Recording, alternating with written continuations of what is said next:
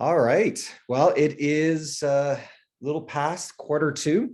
So I'm going to get started today and I'm going to ask Janine. I made you co-host. I hope you don't mind if you're able to let people in as they jump into my waiting room.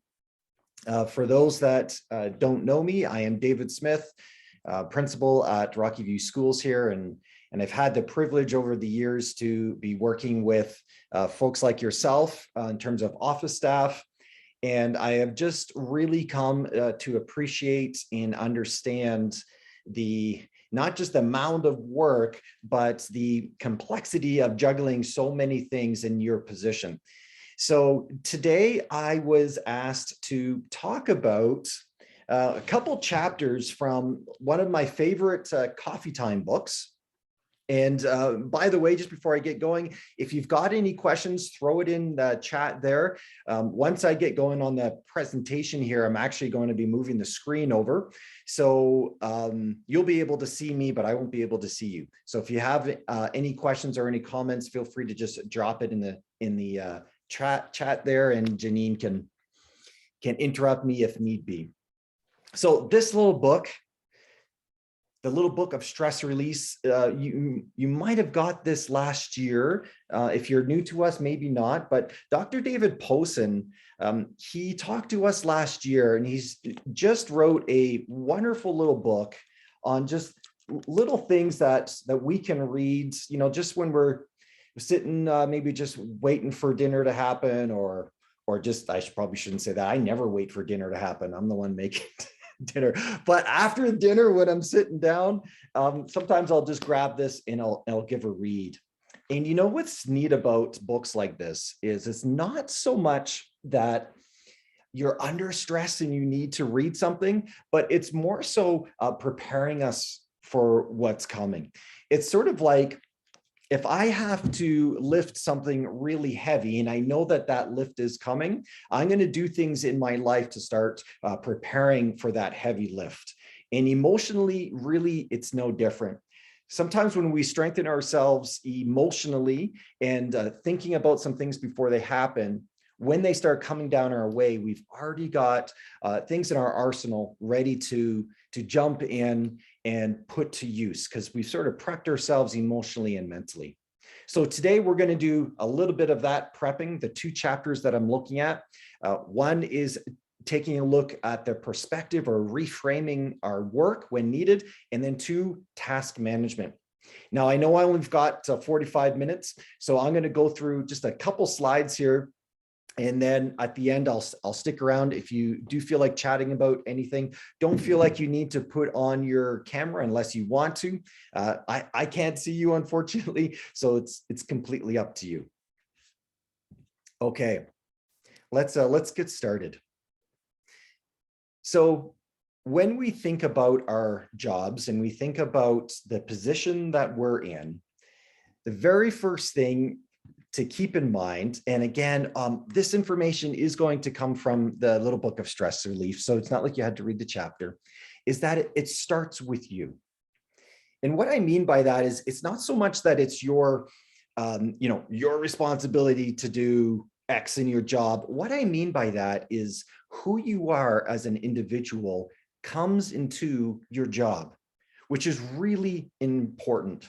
From a standpoint of when we think about our personality, we can think about, how does our personality impact our job and the people around us? How does my personality impact culture? And from this point of view, I am not talking about anything negative. I'm talking about what are the benefits of who you are as an individual coming into the position that you have. So your office culture is a mixture of individuals coming together, all responding to stress points and interactions differently. In my experience, I've rarely come across, or I've rarely worked with people where all of our personalities are the same. I mean, if you're in that situation, I would say that's quite unique. So how we respond to stress is going to be different from one person than to another. And that's really important. In fact, that's really positive. So your personality comes with certain skills. For instance, I've worked with individuals that have a very straight ahead way of dealing with questions and a straight ahead way of getting right to the point with individuals. And so when they're talking with someone, let's say a parent or a teacher walks in or makes a phone call, they're able to hear something and then they ask a question straight away about what's needed and what happens next. They're very purposeful, we'll say.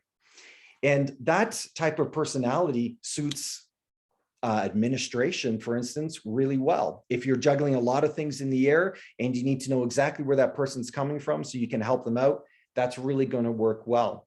I've worked with other individuals where they listen, but the way that they ask questions, they sort of come around it from the back end or a little bit more gently. And that is really helpful for individuals that maybe are nervous or have some trepidation coming into the school, and they appreciate that gentler approach. Either way, the personality for different types of people matters. That personality also affects your office staff. So when you're in a meeting and some individuals go straight in to talk about a practical application where someone else is taking that practical application a little bit more emotionally, there's potential for some friction to happen there. But the beauty of that is that both personalities suit a purpose and both type of personalities are needed. So I bring this up to sort of frame as we talk about dealing with stress and as we talk about how to manage our tasks and things like that, realize that all of this is informed with just who you are. And it's really interesting, like, why do you think that we have put so much study, and I mean in terms of psychology, into looking at personality, knowing that our personality can change? When we have certain traumas in our life, it can change our personality. Experiences, lived experiences can change personality. So why do we spend time looking into these things? Young, Myers and Briggs, like there's a host of surveys you can take. All these surveys and interests based pieces are all about helping to inform us how we might react to certain situations, what are positive and what's negative. So take that with you today as we start to just reframe some of these things. Keep in mind that we are finite humans. So by finite, I mean we can't do it all. Sometimes we think that we can, especially when we've got families. We really want to be making sure that everything happens for the kids and moving things forward, and we take on a lot. But part of this reframing right off the hop is understanding that we can only do so much in our day. And that's something that I deal with myself every day, is constantly having to say, I could keep on pushing, but tomorrow it's just going to be a new round of pressures, a new round of to-dos, and it's never going to end. So I need to stop now for my personal wellness and pick this up tomorrow. So when we're looking at reframing, starting with our personality, a couple things we can keep in mind.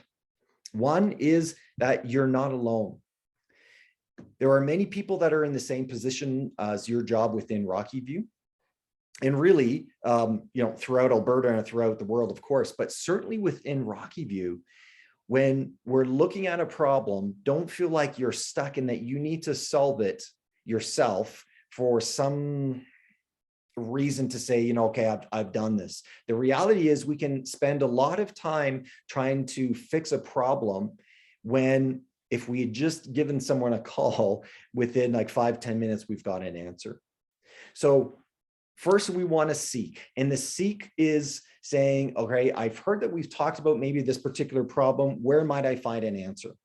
And I'm going to get really practical with you as we move along. So it would be like saying, I'm going to go into the PowerSchool office staff site, and I'm going to search up this particular question, or I'm going to put in this keyword and see if I can find an answer.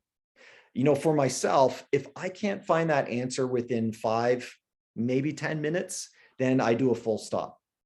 And I'm like, okay, I'm not finding it in the places that I know to look. So now I need to ask. And that's where you can call a friend. That's where you can talk to your neighbor, administrator, or just, someone at the Power School team, wherever, whether it's finance, and it's a quick call. And the beauty of this is once we get that answer, we can learn. So the next time this swings around, we're not calling back to that individual asking the same question. And then as we learn from that, the next piece is lead, so that when someone calls you, you can help them out. And so this is all part of that factor of we're not alone. We're not alone. We can do this together. Remembering that you can only do so much. And I don't mean that from a standpoint of this is overwhelming, but just realizing that in our day, in our 6.5-hour day or 7-hour day, we can only accomplish so much. And so we want to think through about what those things are that we need to actually do in that day. And we're going to talk about that here momentarily. When we reframe, often when we're thinking about our job, there has to be something around positive thinking. And what I mean here is it's not so much saying that just think positively and everything will work out. That's not what I'm getting at. When we think about our emotional awareness and when we think about our outlook, you'll notice that more and more, especially in the last decade, we keep coming back to one of the elements of reframing is to look for gratitude. And I know that seems trite maybe for some of us, saying, yes, you're going to look on the positive side, but it's much more than that. When we're thinking positively, it's more so around thankfulness. So looking at our jobs from a standpoint of, I know that this is stressful or overwhelming, but I'm thankful for. I have to do that periodically throughout the week. When things start seem like they're crashing in, and because they're outside of my circumstance control, sometimes it feels overwhelming. But when I do slow down and when I do look at why am I in this position? And for me, I'm in this position to help families, to lead students, to lead teachers, and to make a difference. I need to reframe that for myself, because it puts those stressors into the right box for me. So for you, what are those things for your job? What are the things that you are thankful for in your position? At my old school, I actually had some things written out. It wasn't long. It was just, maybe it was about a paragraph. And I actually typed it out and I put it in just above my telephone. And every once in a while, I would read through, and what was on that piece was one, what were the priorities in my life in terms of family, my beliefs, and some thankfulness pieces about the job that I'm in. And that always helped me to reframe, especially if I just got off the phone with a difficult conversation. So you can think about some of those practical things. And then, of course, reframing is focusing on what is, not necessarily what is missing. So the words that you say, the words that you use, and we're getting back to the positivity, they have influence. They influence the people that you work with. They influence the parents and the students that you talk with. Jay Lafferty, I really appreciate this quote. Words and thoughts are the weapons against stress. It's really freeing to be able to put yourself out there, maybe in conversation with a colleague or someone on staff, when you're able to talk about elements of stress in your day from not necessarily a standpoint of complaining or this is so hard, but just being able to say, this conversation was difficult today, but we were able to reconcile it by doing X. Just having that conversation, it's amazing how the stress just starts coming down. I mean, we tell our kids all the time, don't bottle things up. But as adults, we often bottle things up simply from the standpoint of sometimes we don't want others to know that we're having stress in a certain area. We want to be able to, we'll say, have the feeling or even illusion that we can handle it all when we know that we can't. And yet at the same time, we don't want to feel like we're complaining. So where's the balance there? The balance is the combination of words, being able to articulate something, but also being able to think a certain way. So keep in mind that the thoughts, the reel that we play in our head around whether something's a deficit or a positive, it plays on how we handle that stress. So keep that in mind as we keep going forward and taking a look at some of these things.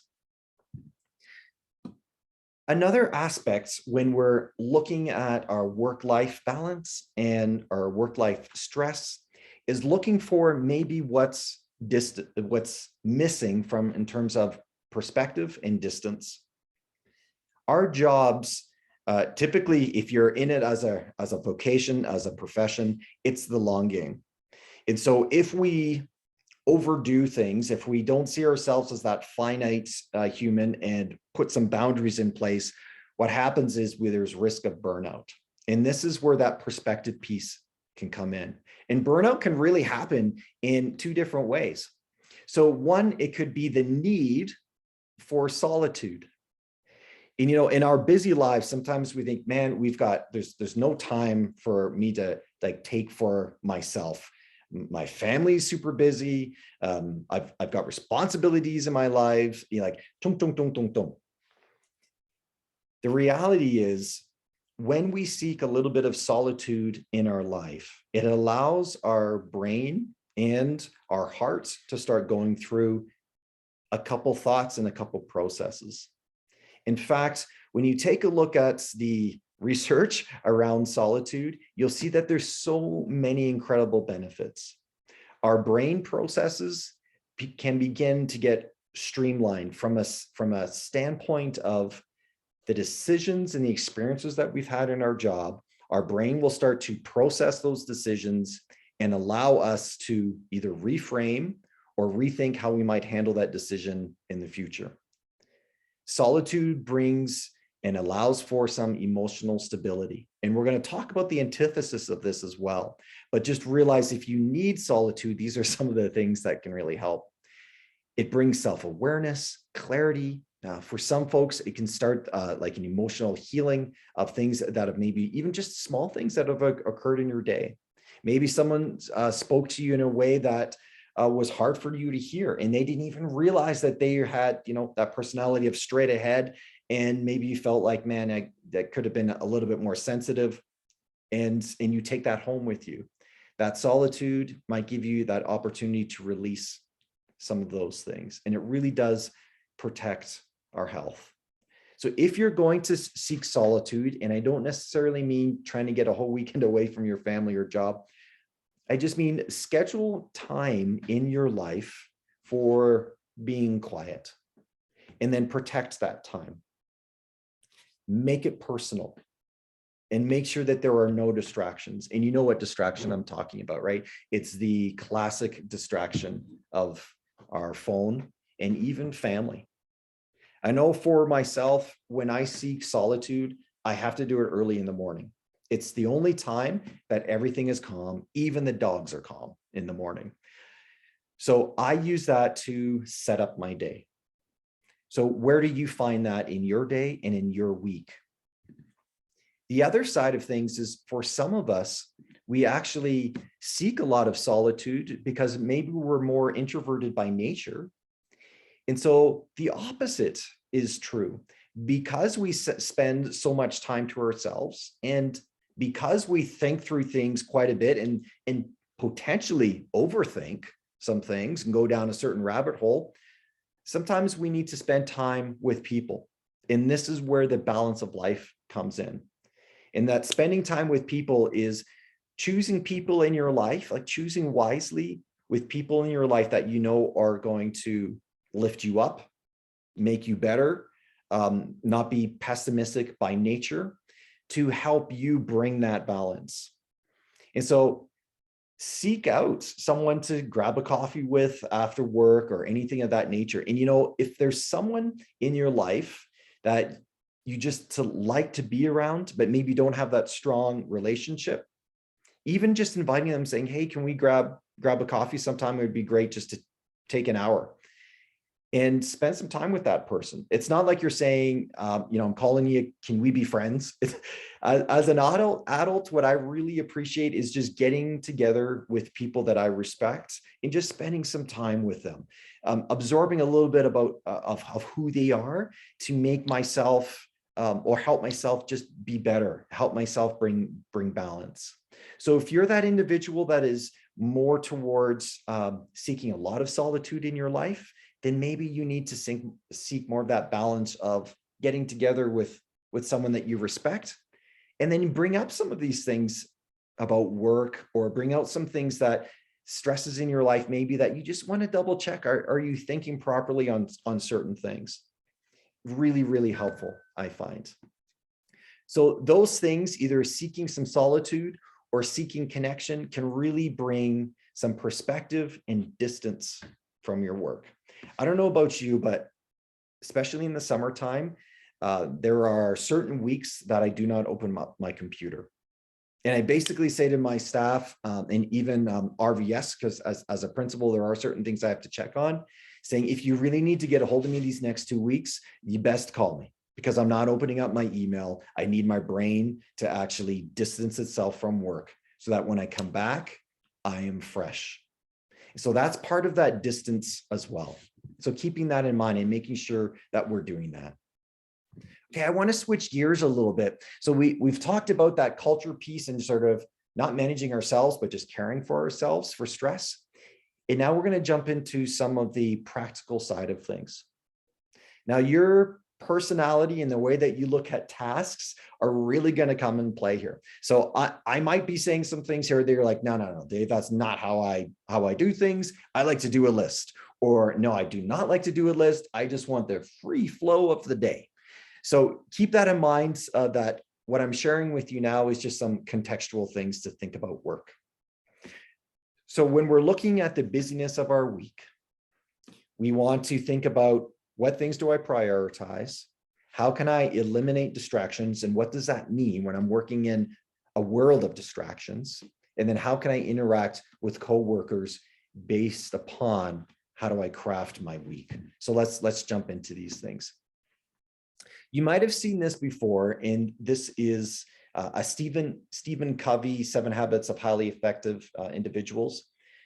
Quadrant thinking about how we plan for our week. And I say week because in a day, we can accomplish things, but the circumstances of our day can be really busy. So we sort of want to think more on a 5-day schedule, as it were.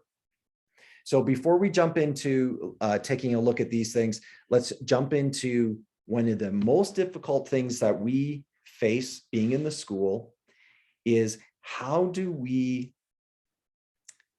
manage or prioritize and understand people issues?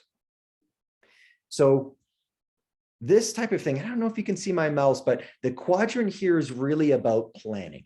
Okay, it's really about looking at what's urgent and important and how do I work on things. But when we're dealing with people here, there's another aspect. So growing up, my mom was an emergency nurse, and she talked about triage, this idea of triage quite a bit, because she had some really unique things happen in her workday. And I remember once at the dinner table, she was talking about an issue where 2 or 3 individuals came into the hospital, into emergency, all with very major accident, very major issues that they had to deal with.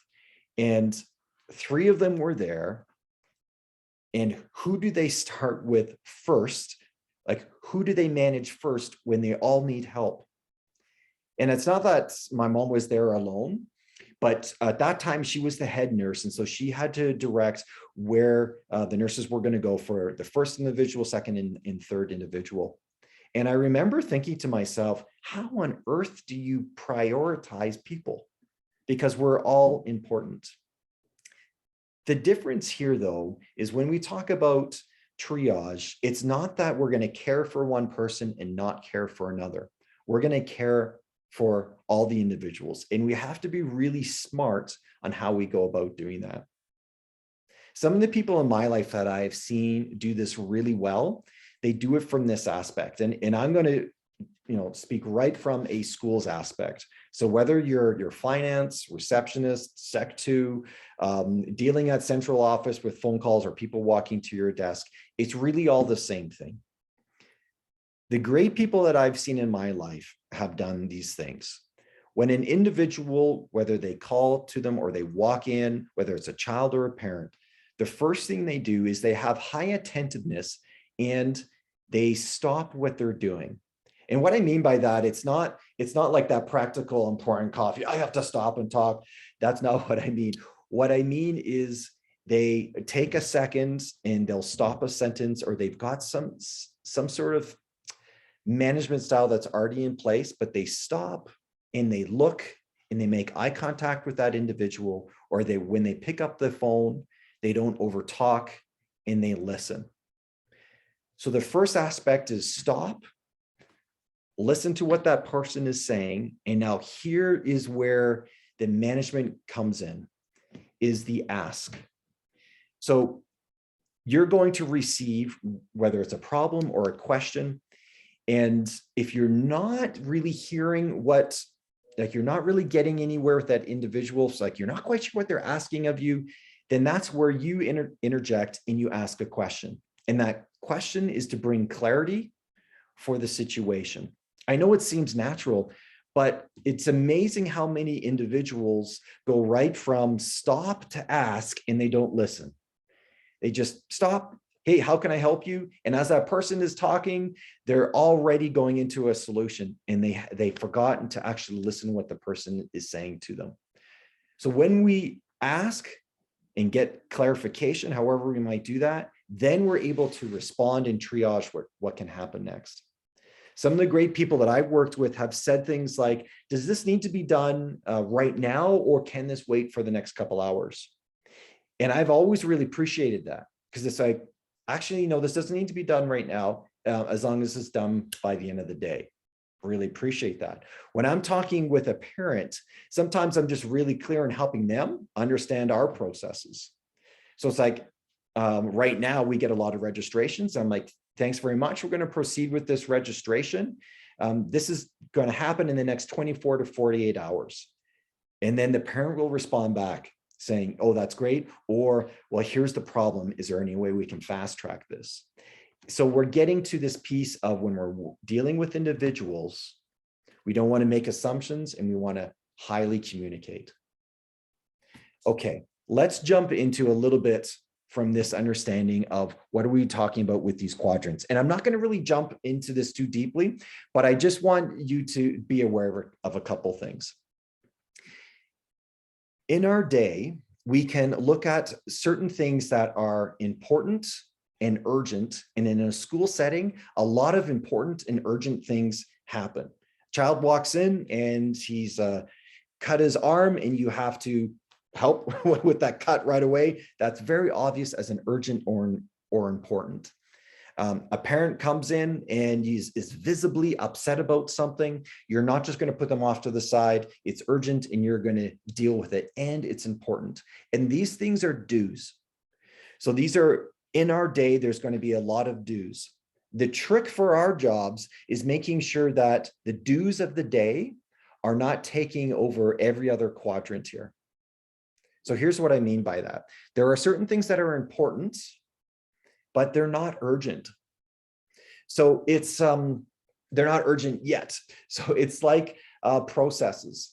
So you can see a looming process date. So maybe that process date is demographics have to be complete by September 30th, let's say. And so we know that those things are important because of the list of reasons why that is, but they're not quite urgent yet. But this quadrant, this planning quadrant number 2, has the potential to be low stress because we're working ahead. Okay, so this is a great place to live in, is this quadrant 2, where it's not urgent, but we're planning for it. These other quadrants, quadrant 3 is urgent, but not important. And that's where we have to be asking the question and going back to the people side of things, saying, well, what you're asking, actually, when I look at the scope of what's needed, it's not actually important that I do this right now. This can be done tomorrow. And we like to put on the word here, delegate, because what that means is you can either delegate to yourself to do it the next day, or you can delegate that either that individual, well, here's what you can do to do this. This is not something that I need to do, you can do. But when we get caught in here where we're operating in urgent but not important, our days just disappear and we never get up to these top quadrants. And then this last quadrant 4 is not urgent and not important. And these are things we want to eliminate. Typically, people say things like diving too deeply into email. Emails that are just to-do items because they're easy to check off and say, okay, I've done it, and it always feels good to check off, but they're not actually urgent or important, but we've made them urgent and important. And that's just one example. And you can think about in your life what those examples would be. See, here's the problem. When we are stuck in these bottom 2 quadrants, it doesn't allow us to get to these top quadrants of urgent and important unless it's thrusted upon us, or not urgent but important. And then eventually these not urgent things suddenly become urgent, and the stress of our day starts getting away from us. So what can we do about this? This is where it comes into working with your staff, working with your colleagues, and setting up where in your day do you find stressful points, and not to eliminate that stress, but how can you craft and work together?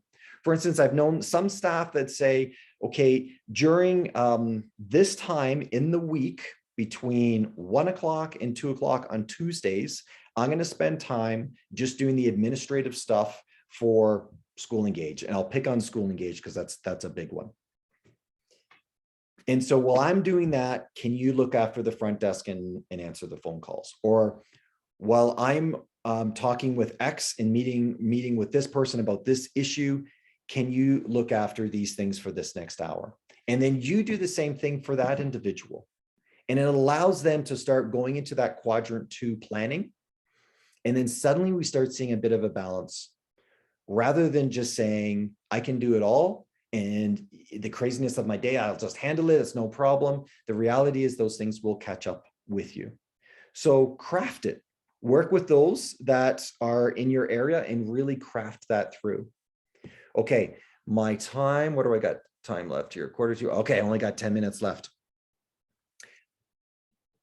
So this video here, 7 Habits of Highly Effective People, it's a great video just focusing on, and if you get a chance, just type into YouTube. I don't know if I've got an opportunity to show this right now. I'm running out of time here. If you click into this video, what it jumps into is just this thinking of, how do I prioritize certain things in my life? And so if we have enough time, I'm going to come back to this. But it's being able to look at the needs of your day and of your week and planning it out, not just letting it happen to you. Take time and actually go through the calendar of that week and talk to those that you're working with and say, okay, here's what we have to do this week. And so how are we going to accomplish those things? So if there's time, I'll play that video. I'm going to keep on moving on because I'm talking way too much. So this is where the coworkers piece comes in, is work with your staff to say, what can I do within this week to manage the tasks that we have to do collectively, so that we stay in this quadrant 2 while looking after people and caring for people. So I put in here control maniac, because honestly, for some of our personalities, especially type A personalities, we really do believe that we can do it all. We believe that we can take it all on, and as long as we just go through the lists, and at the end of the day, we've accomplished a lot. And frankly, type A personalities can do that. The problem is, and I can lean into that type A personality myself, so I get it. Sometimes when we do that, when we really control our surroundings, we miss some really special things in our day. We miss we miss that connection piece with people that they're actually looking for from us as well, because we're so focused on what we need to do. So this is where planning out your week and working with your coworkers to really slow things down is going to allow you to connect with people and do the myriad of things that you have to do for your job.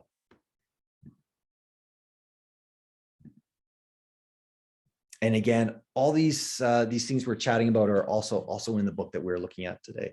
So to end off, it's thinking about these things. First of all, where are you starting from?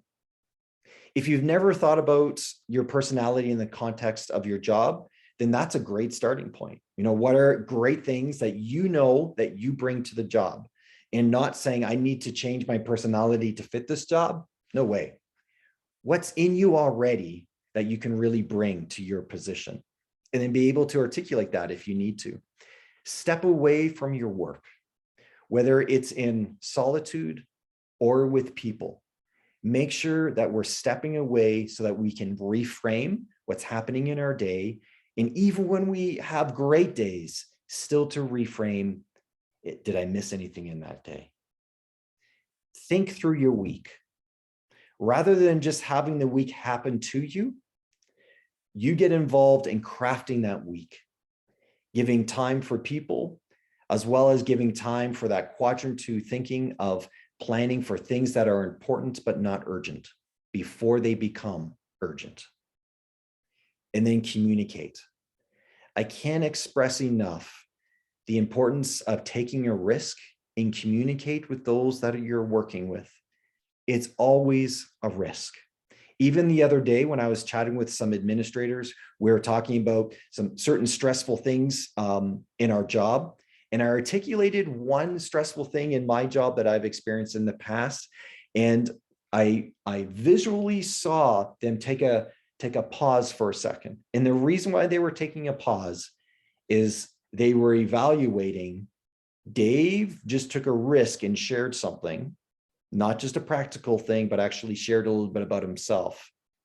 But then the next thing was neat. And that was the conversation we had around that stress that I shared. They were able to say, yeah, I've experienced that same thing as well. And the conversation went that next step. But it always takes a little bit of a risk when we communicate those things. And so I would encourage you to do that with those trusted individuals. Folks, your work has an impact. I cannot stress enough the impact that you have at schools. I've met so many parents that have walked in that are nervous walking in because they've either had a traumatic experience from school or just a really scary experience, and they can't separate that. When they come and talk with you, you are the first person to help take down some of that trepidation wall. So folks, I just want to end off by saying, take time for yourself. Take a look at some of these things and do some reflection in your life, and realize that your job is important. And I hope you feel that it is. I know from an administrator's point of view, it is very important and crucial. You've heard it said before that you're the face of the school. It's very true, but even more so, you are part of the fabric of the culture of a school. So keep that in mind. And it's always just a great time chatting with you. And thanks for hearing me out today. And hopefully this lifts you up a little bit and takes you a little bit further. Well, I'm going to stop sharing my screen. And if you've got any questions or comments, you're welcome.